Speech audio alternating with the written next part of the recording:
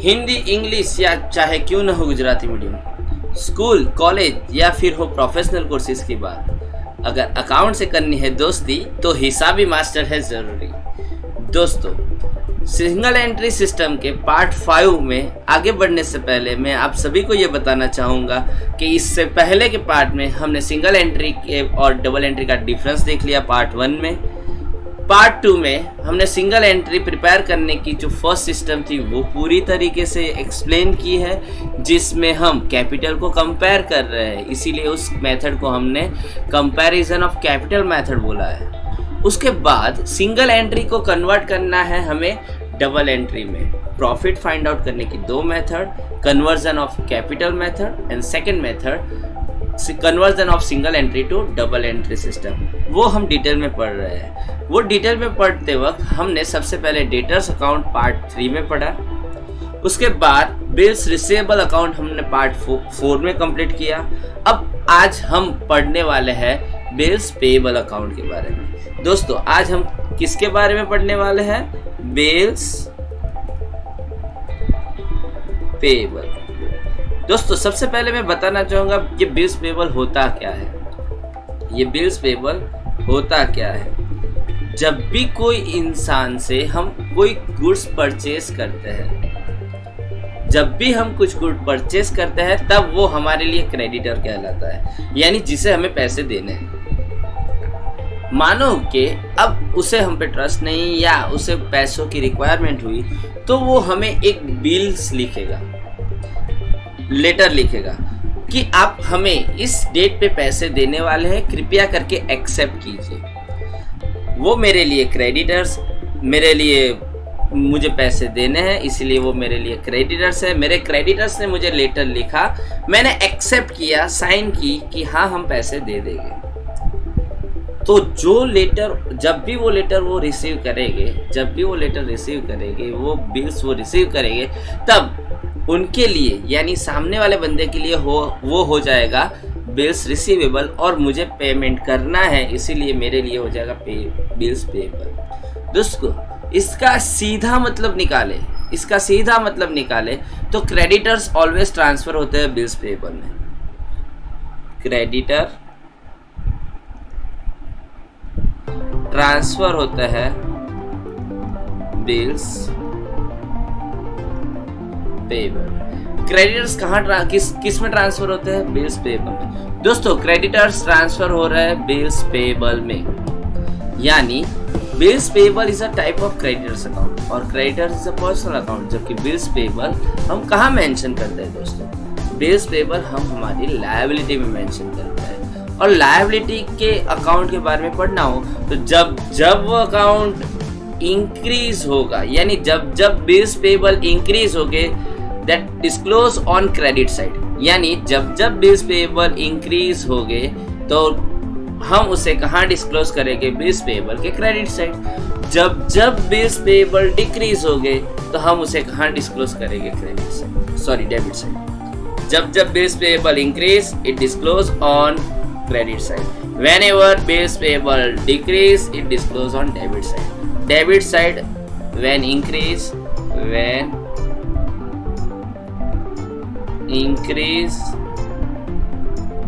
in bills payable, जब भी bills payable increase होंगे तब वो कहाँ डिस्क्लोज होंगे? तब हम उसे डिस्क्लोज करेंगे credit side.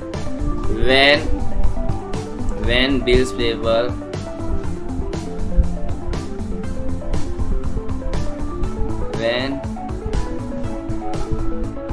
decrease bills payable, it disclose on debit side.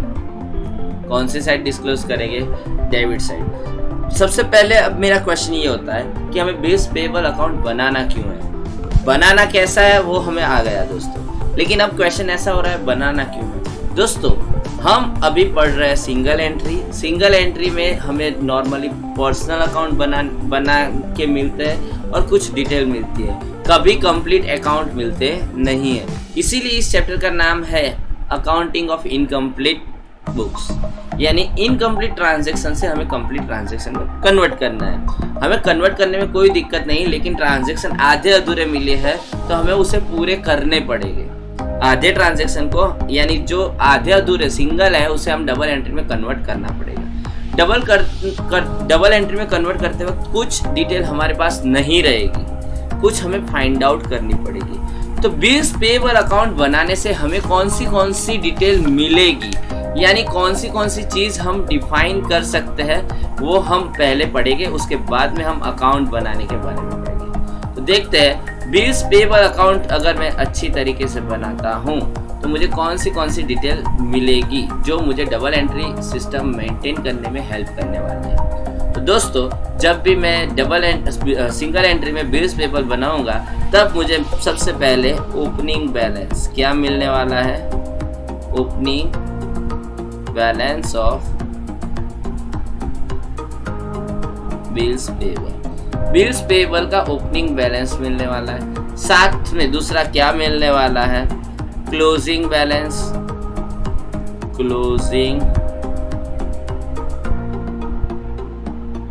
Balance of bills payable. Opening balance मिलने वाला है, क्लोजिंग बैलेंस मिलने वाला है। साल के दौरान कितने क्रेडिटर्स को हमने बिल्स पेएबल में ट्रांसफर किए। थर्ड इंफॉर्मेशन हमें क्या मिलने वाला है,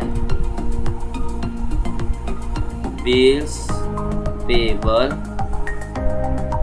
accepted for bills payable accepted for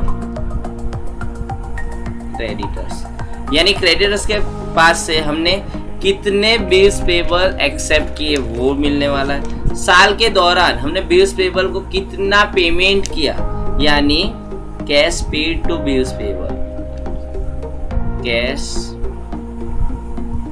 paid to bills payable. दोस्तों फिर से ये अकाउंट हमें क्यों बनाना है, कुछ ऐसी डिटेल ऐसी होती है जो हमें डिफाइन करनी पड़ती है, ढूंढनी पड़ती है। तो बिल्स पेएबल अकाउंट बनाने से कौन सी डिटेल मुझे मिलने वाली है। तो सबसे पहली डिटेल मुझे मिलने वाली है opening balance of bills payable. Bills payable का ओपनिंग बैलेंस मुझे मिलने वाला है। दूसरे नंबर पे मुझे क्या मिलने वाला है, closing balance of bills payable. Third number पे मुझे क्या मिलने वाला है, बिल्स पेएबल साल के दौरान हमने कितने एक्सेप्ट किए, यानी bills payable accepted for creditor. And last, cash paid to bills payable, साल के दौरान हमने कितनी कैश बिल्स पेएबल को पेड की। ये सारी डिटेल हमें इस साल के दौरान अगर बिल्स पेएबल अकाउंट हमने अच्छी तरीके से बनाया तो हमें मिलने वाली है। दोस्तों रूल्स, ये 4 डिटेल ढूंढने के लिए हमें बिल्स पेएबल अकाउंट बनाना पड़ेगा।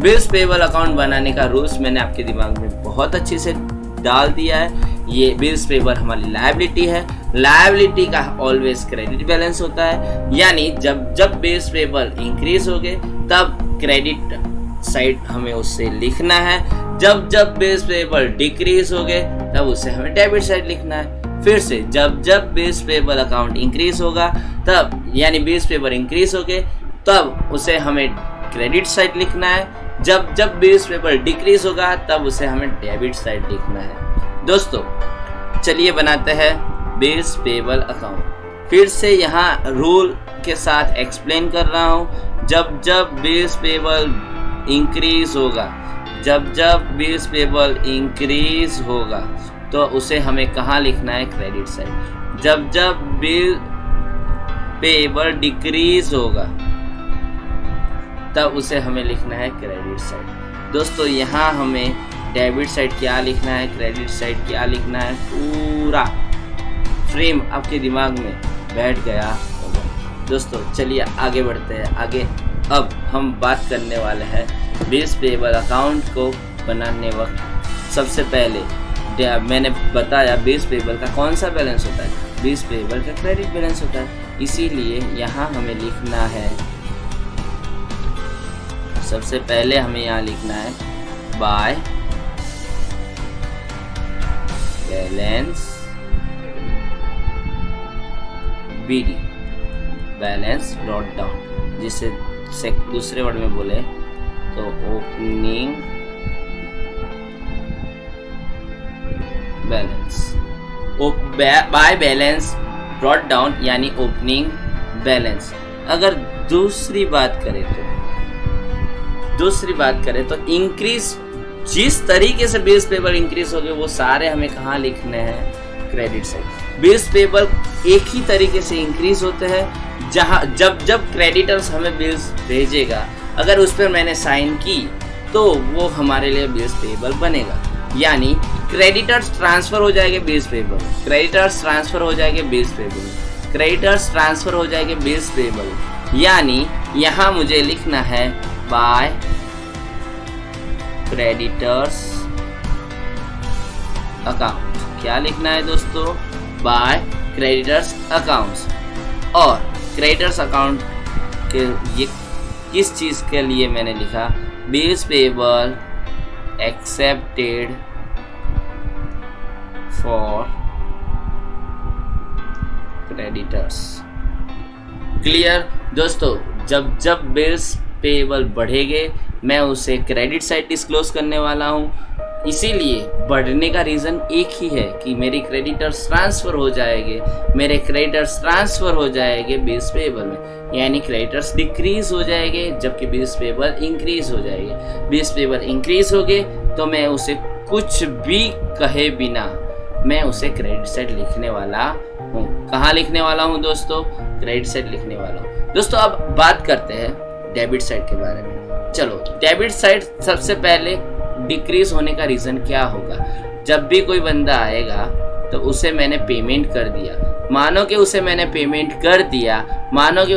पेमेंट कर दिया, पेमेंट किया, पेमेंट हो जाने से पेएबल कम हो जाएगी, पेमेंट होने से पेएबल कम हो जाएगी। अगर पेएबल कम हो रहा है, बिल्स पेएबल कम हो रहा है तो मुझे कहाँ लिखना है, डेबिट साइड।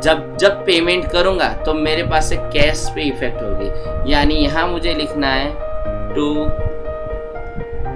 Cash account. जो अमाउंट आई मुझे यहाँ डिस्क्लोज करनी है, सिंपल।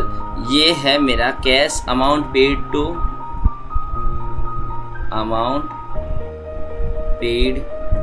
टू बिल्स पेएबल, यानी जितनी कैश में पे करूंगा वो मुझे लिखनी है डेबिट साइड। क्यों? क्योंकि पेमेंट करने से मेरे बिल्स पेएबल कम हो रहा है। अब सेकंड बढ़ते हैं, टू क्रेडिटर्स। सर 2 बार क्रेडिटर्स क्यों लिखा? सर आपने क्रेडिट साइड भी क्रेडिटर्स लिखा है, अब डेबिट साइड भी क्रेडिटर्स लिख रहे हो, ये एक्सप्लेन करो, ये कहना क्या चाहते हो?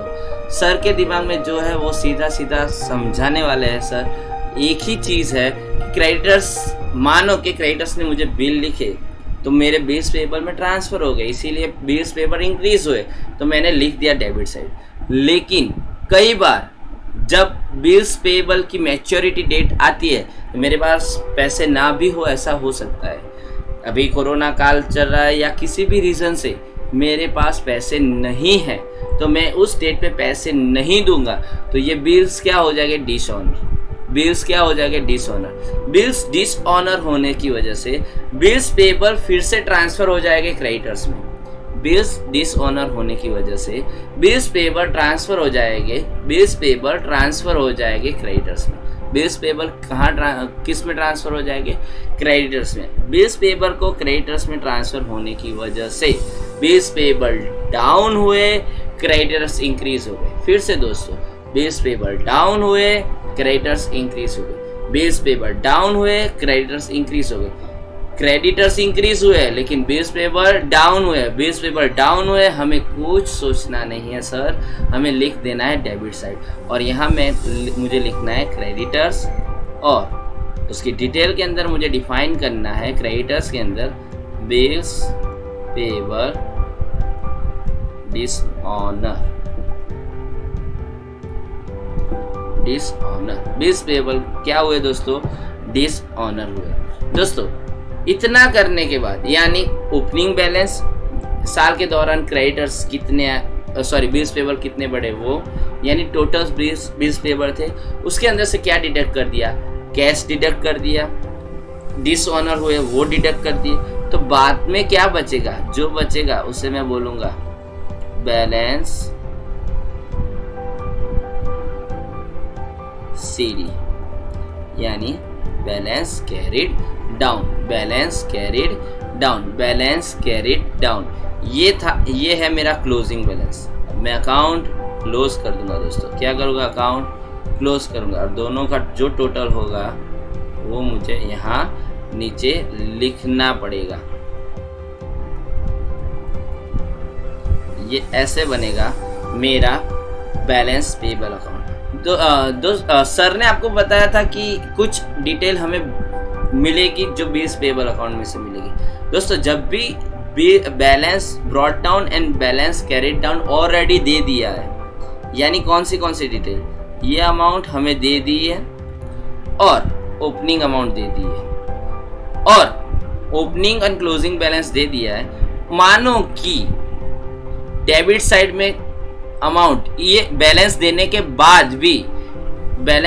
बाद भी कुछ अमाउंट का डिफरेंस बचता है। अगर वो डिफरेंस डेबिट साइड बचा है तो वो या तो कैश अकाउंट होगा या तो कैश क्रेडिटर्स होगा। अगर कैश दे दी है तो फिर क्रेडिटर्स, जो बिल्स डिसऑनर हुए, यानी जो अमाउंट फिलिंग द ब्लैंक्स जैसा जादू है दोस्तों। Opening balance and closing balance दे दिया है तो डेबिट साइड दो ऑप्शन हो सकते हैं, या तो कैश जो साल के दौरान हमने बिल्स पेबल को पे की वो कैश की डिटेल है, या तो क्रेडिटर्स, यानी दोनों में से जो चीज़ दे दी है बाकी की अमाउंट हमें मिल जाएगी। मानो कि क्रेडिट साइड का बैलेंस आता है, तो वो अमाउंट क्या डिस्क्लोज करेगी? जो बिल्स पेबल को साल के दौरान हमने जो अमाउंट पे की है वो अमाउंट ही वहीं पे डिस्क्लोज होगी। होप सो यहाँ तक आपको पूरा कॉन्सेप्ट क्लियर हो गया होगा। अगर फिर भी आपको कोई डाउट है तो आप हमें फेसबुक, इंस्टाग्राम या टेलीग्राम पे पूछ सकते हो। लिंक कहाँ मिलेगी दोस्तों? लिंक आपको नीचे डिस्क्रिप्शन में मिल जाएगी। तो मिलते हैं दोस्तों नेक्स्ट वीडियो में बहुत अच्छे कॉन्सेप्ट के साथ। हम पढ़ने वाले हैं क्रेडिटर्स अकाउंट।